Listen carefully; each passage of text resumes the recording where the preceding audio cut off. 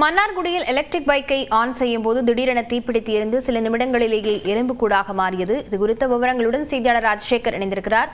ராஜசேகர், இந்த விபத்து எப்படி நிகழ்ந்திருக்கிறது? முதற்கட்ட விசாரணையின் தகவல் என்ன? லாவண்யா, திருவாரூர் மாவட்டம் மன்னார்குடியைச் சேர்ந்தவர் தங்கமணி. இவர் மன்னார்குடி சாந்தி தியேட்டர் எதிராக பாத்தீங்கன்னா செல்போன் கடை நடத்தி வருகிறார். இவர் கடந்த 4 ஆண்டுகளுக்கு முன்பாக கோமாக்கி நிறுவனத்தின் எலக்ட்ரிக் பைக் என்பதை வாங்கி அவர் பயன்படுத்தி வருகிறார். இந்த நிலையில தனது கடையின் வாசலில் நிறுத்தப்பட்டிருந்த அந்த வாகனத்தை ஆன் செய்த பொழுது அந்த வாகனத்திலிருந்து முதலில் புகை எழும்பி இருக்கிறது. உடனடியாக அச்சப்பட்டு அவர் கீழே அந்த வாகனத்தை தள்ளிவிட்டு அங்கிருந்து அந்த பக்கத்தில் சென்றிருக்கிறார். அப்பொழுது உடனடியாக அந்த வாகனம் முழுவதுமாக எரிந்து தீயில் கருகி இருக்கிறது. முற்றிலுமாக அந்த வாகனம் 100% எரிந்து எலும்புக்கூடாக காட்சியளிக்கிறது.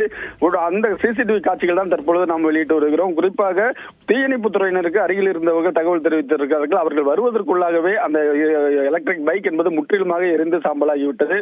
அது மட்டும் இல்லாமல் அருகில் இருந்த கடைக்காரர்கள் அங்கு உள்ள தீயணைப்பு அந்த மூலம் அதை அணைத்திருக்கிறார்கள். இருந்த போதிலும் அந்த வாகனம் என்பது முற்றிலுமாக எரிந்து விட்டது. இது சம்பந்தமாக மன்னார்குடி காவல்துறையினருக்கு புகார் அளிக்கப்பட்டிருக்கிறது.